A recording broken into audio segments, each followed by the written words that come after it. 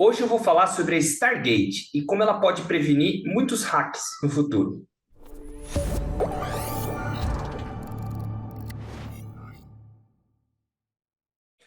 Mais um hack confirmado. Na verdade, não se sabe exatamente se foi um hack ou um exploit, mas ocorreu na Binance Smart Chain, que agora se chama BNB Chain, e basicamente ele foi um exploit na ponte. O pessoal que acompanha criptomoedas já deve estar bem acostumado que houveram muitos hacks aí nos últimos 2 anos em pontes. Teve hacks gigantescos aí, como o da Wormhole, que foi mais ou menos em 300 milhões de dólares. O maior deles na Ronin, que é a ponte da Axie Infinity, daquele jogo muito popular, perto de 600 milhões de dólares e muitos outros. As pontes, elas têm uma certa fragilidade que normalmente é de código de software, de smart contract, não está relacionada à segurança da blockchain onde elas estão, e sim de código. Esse tem sido a maior causa dos hacks que têm acontecido em ponte. Essas pontes, normalmente, ela usa tecnologia ele trava, por exemplo, uma ponte entre Ethereum e Binance Smart Chain. Ele trava o Ethereum de um lado e cria do outro lado. Então, por alguma falha de código, alguns conseguem explorar, às vezes, mintar mais de um lado, enfim. De certa maneira, o hack consegue enganar e extrair fundos dessa ponte. E um grande risco é que a ponte, quando ela fica muito grande, é um incentivo muito grande para quem vai fazer o hack, porque imagina, quem faz o hack aí ganhar 300, 600 milhões de dólares de uma vez só. Então ele cria o chamado, né? O pessoal chama em inglês o conceito de honeypot, o pote de mel, ou seja, fica tudo muito concentrado. Quando você tem muito dinheiro concentrado no lugar, aumenta o incentivo para fazer um ataque, um exploit. Hoje eu vou falar de uma tecnologia nova de uma empresa chamada Layer Zero. Esse Layer Zero é o nome da empresa, tá? Eu vou falar da Layer Zero e do Stargate, que é a primeira aplicação que foi feita na Layer Zero. Foi lançada no comecinho desse ano de 2022. Então, a Layer Zero é um sistema de mensagens. Ele parecido, assim, a grosso modo, podemos dizer que ele é parecido com o sistema de cross-chain nativo que tem dentro do Cosmos. Dentro da rede Cosmos, que abriga várias blockchains, como a própria Atom, tem a Injective Protocol, Cronos, tem a própria Binance Smart Chain, tem também a Thorchain. Existe um cross-chain nativo. Então, usando a IBC ali, você fazendo, né, o cross-chain nativo, nunca teve nenhum tipo de hack. Um dos motivos que isso acontece é porque ele usa um sistema de mensagens. Ele é mais descentralizado, tem vários validadores, e ele é um sistema que acaba sendo mais robusto por ser esse sistema de mensagens. Existe também na Polkadot o XCM, também o cross-chain entre as parachains ali, entre a Relay Chain, a chain principal do Polkadot, também usa um sistema de mensagens.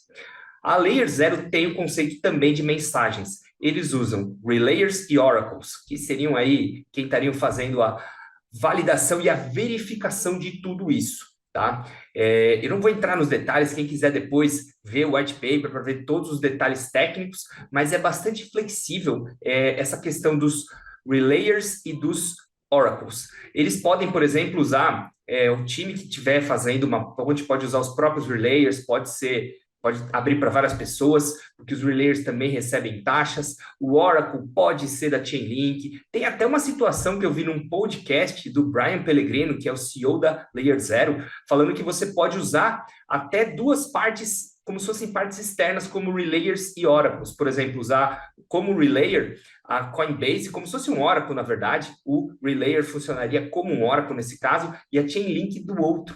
Tá? Então, eles usam sistemas aí bem robustos, que para começar já seria mais difícil de ter um conluio aí de os próprios relayers e os oracles atacarem a rede. Então, fica bem mais difícil. E também ele foge um pouquinho desse conceito do pote de mel, e eu vou mostrar aqui agora o porquê. Aqui eu estou na Stargate. Quando eu entro na Stargate, ela é basicamente uma ponte, tá, pessoal? Então, aqui ela tem pools. Então, olha só.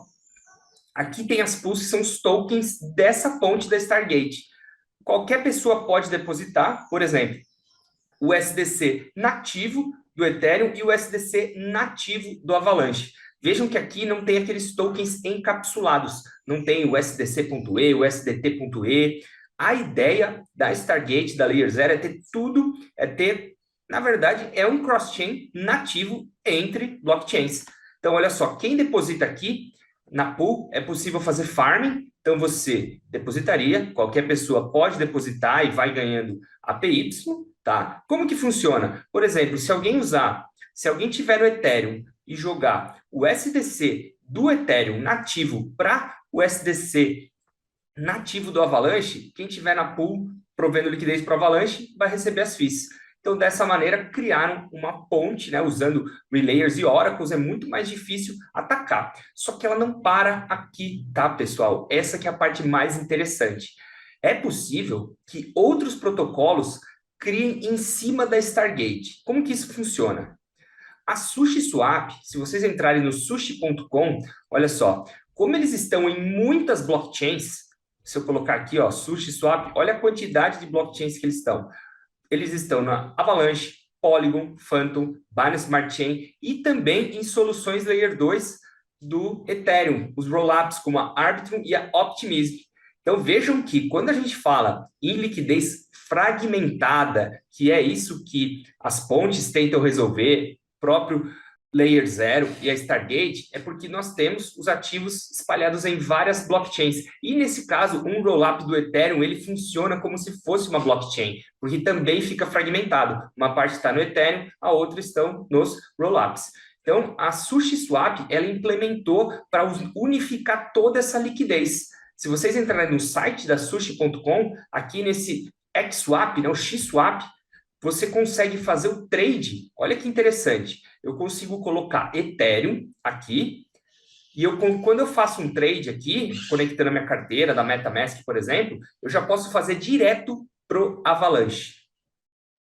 Então, aqui a ideia é que com apenas um clique, olha só que legal, eu dou um clique, eu consigo converter um Ethereum para o equivalente em AVAX, e eu já recebo isso na minha carteira de Avalanche.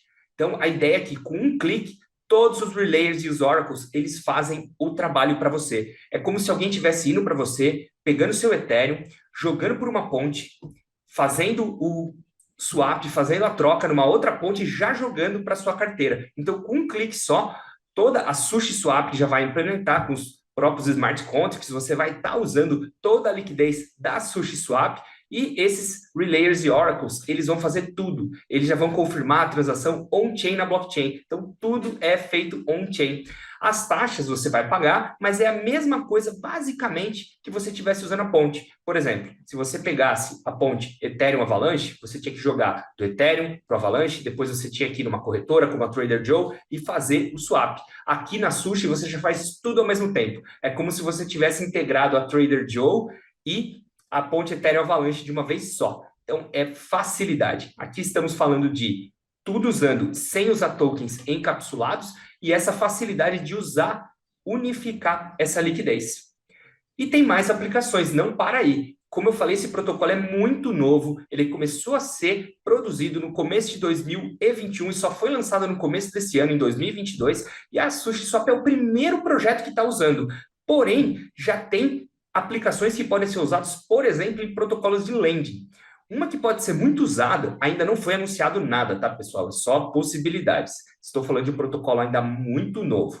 Se você pegar um protocolo de lending, por exemplo, como a Aave, o que ele poderia fazer? Como ele tem liquidez em várias blockchains, eu poderia, por exemplo, deixar um Ethereum, por exemplo, lá na rede Ethereum, então eu deixo um colateral em Ethereum, na Aave do Ethereum, e eu consigo emprestar usando a Aave pelo Avalanche. Então, ele unificaria a liquidez nesse sentido.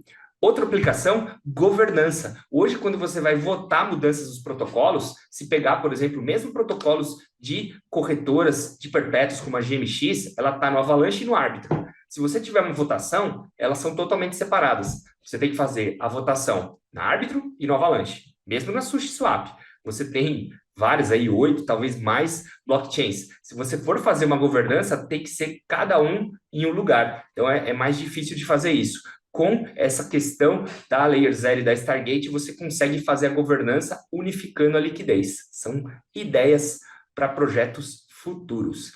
Se você gostou desse vídeo, aproveita e dá um like aí, se inscrever no canal e ativar o sininho para receber as próximas notificações. Até a próxima!